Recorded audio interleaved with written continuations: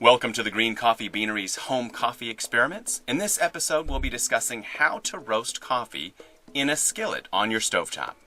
In this episode, we'll cover the preparation, the roasting process, the cooling and storage of the roasted beans, as well as problems we had and how you can correct them.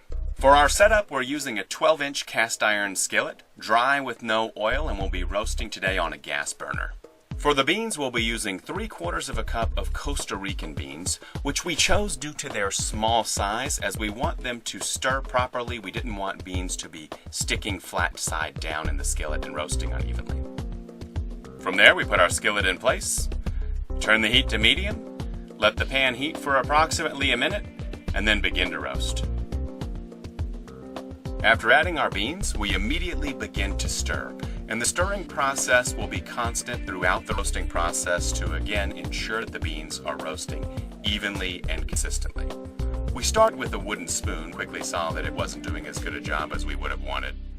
We then transitioned to a metal whisk, which did a much better job of moving the beans around constantly in the pan.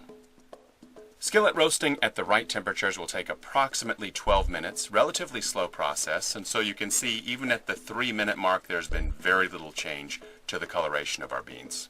Fast forward to the 9-minute mark and we're just reaching what's known as the first crack, which is a term that describes a light popping noise that you'll hear from the beans and is an indication that you've reached a light roast. After the beans reached the desired roast, approximately 2 minutes later, we transferred them to a metal colander and whisked them outside to allow them to cool as well as remove the remaining excess chaff. We then transferred our cooled beans to a zip-top bag, being sure to remove all excess air because exposure to oxygen will cause the beans to go stale very rapidly. We then put our beans on the countertop to allow them to degas.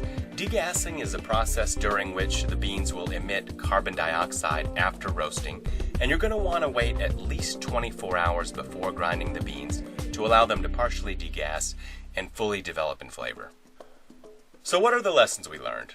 On bean selection, we felt like our small size was a good choice. It allowed us to stir the beans easily, and the slow roast made it easy to get the target color, which can sometimes be tricky with a smaller bean. On our choice to use 3/4 of a cup of beans, however, as you could see, there was quite a bit of open space. This made stirring much more difficult, and we would recommend using a smaller skillet paired with 3/4 of a cup to make the stirring process easier.